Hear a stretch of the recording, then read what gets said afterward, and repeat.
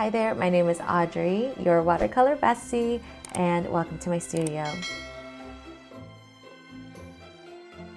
Today we're going to paint these watercolor blobby cats. If you didn't know, June is Adopt a Cat Month. I am a cat owner myself and I'm wearing a cat shirt. Today is all about cats. My cat's name is Aslan and he's about 10 years old at the time of filming this video, and I got him back in July 2013. Now, before you ask, I am a dog person too. I just didn't have the time for all the responsibilities that a dog comes with, but I still love dogs.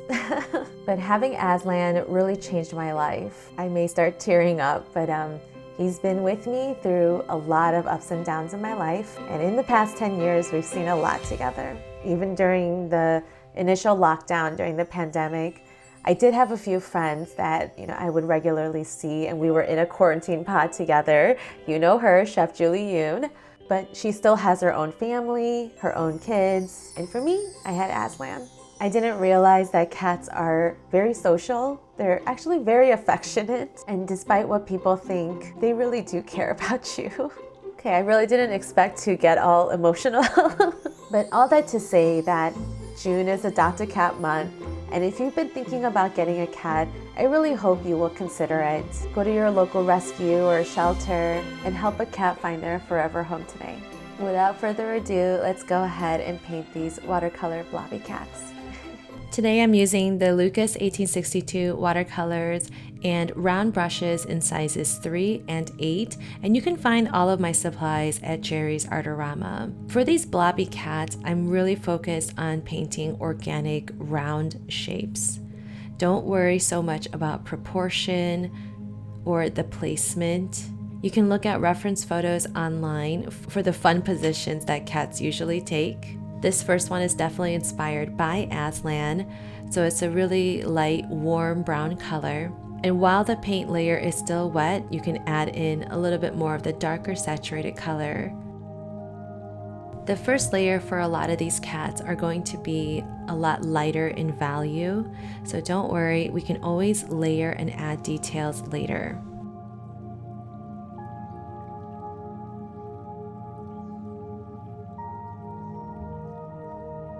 My watercolor paper is a square 8 inches by 8 inches.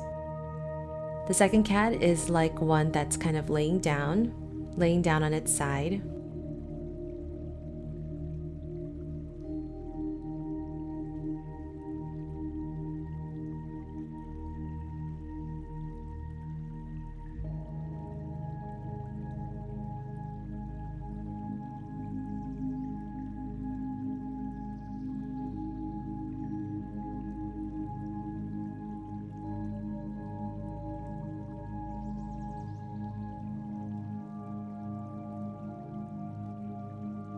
The third cat is going to be a black cat, and it's going to be as if it's stretching. Again, for the body, just focus on long ovals, and for the head, a smaller round shape is all you need.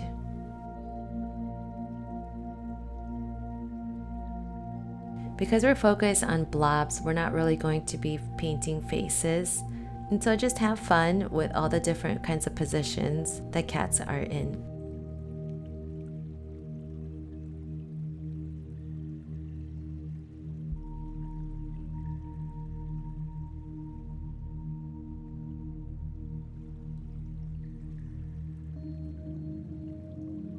For the second row of cats, I decided to start in the middle so that I can better space out my cats. This one's going to be a calico, so I'm starting with a light gray color and then dropping in some burnt sienna.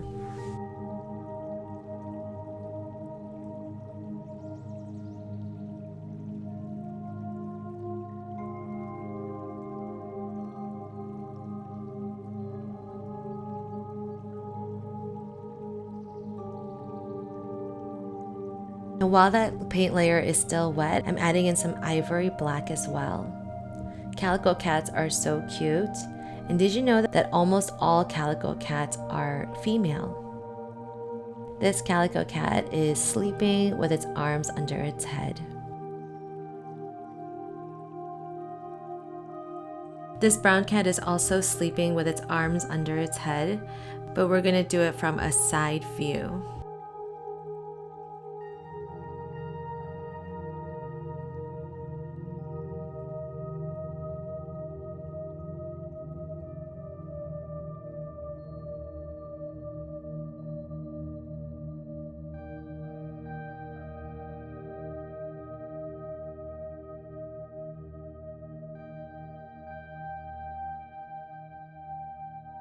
I love painting the tails a little bit curly. It's so cute.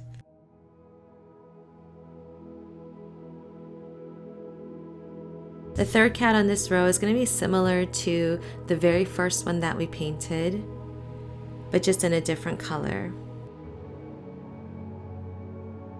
Again, play around with the wet on wet technique and just drop in different colors and just see what happens.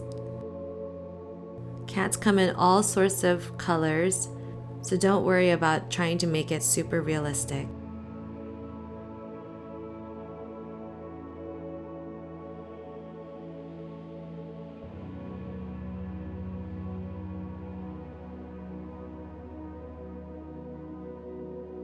I'm starting in the middle again, and this middle cat is going to be kind of like a Siamese inspired cat. It's mostly gray with a little bit of black details. And I'm painting it upside down just for fun.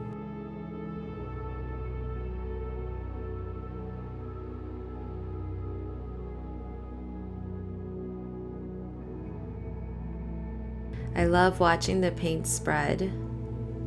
That's so cool. This cat is a little chunkier than the others. That's okay.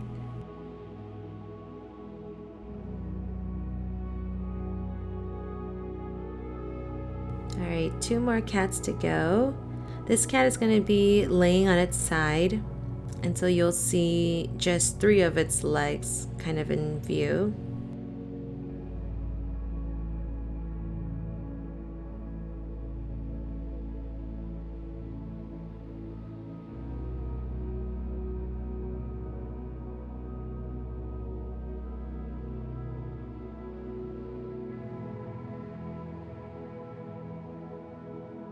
And then I decided to add some stripes on the belly.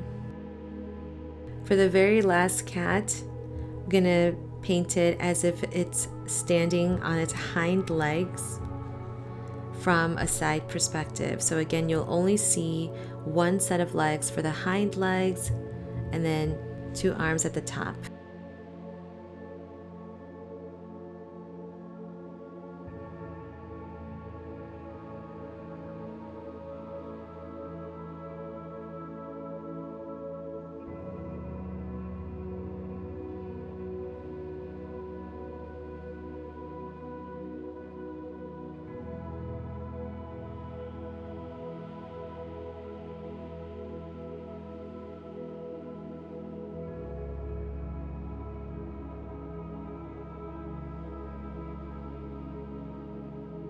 Once the first layer has completely dried, go in there with the second, and I'm using my smaller round size 3 brush now.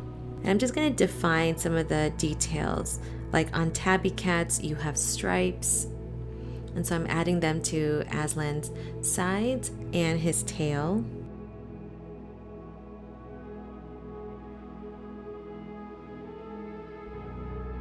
For the second cat, I'm just adding some splotchy areas of color as well. These are not realistic looking cats, so you can make it look however you want to make it look. For the calico, I'm just deepening some of those brown and black spots.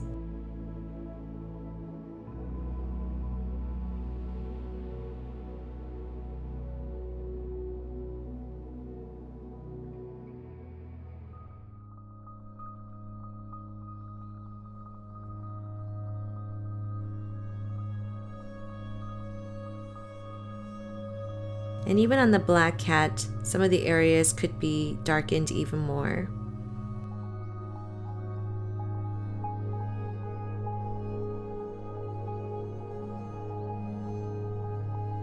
If you need a refresher on how to layer with watercolors, you can check out this video linked above. It will also be linked in the description box.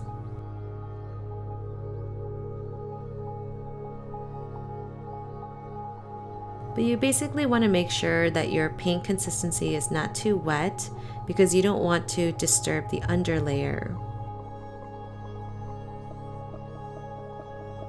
Keep adding as much or as few details as you want. Just try not to overwork it and try to make it too realistic. These cats are blobby cats for a reason, so keeping things a little wonky makes the painting even more whimsical.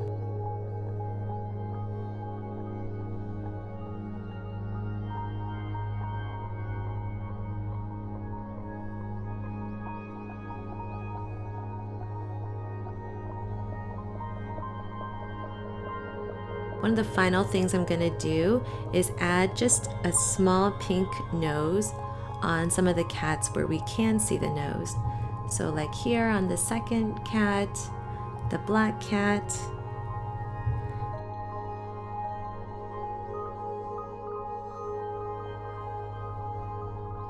And just this little touch of pink gives the cats a little bit more character, but doesn't add to the realism of the painting.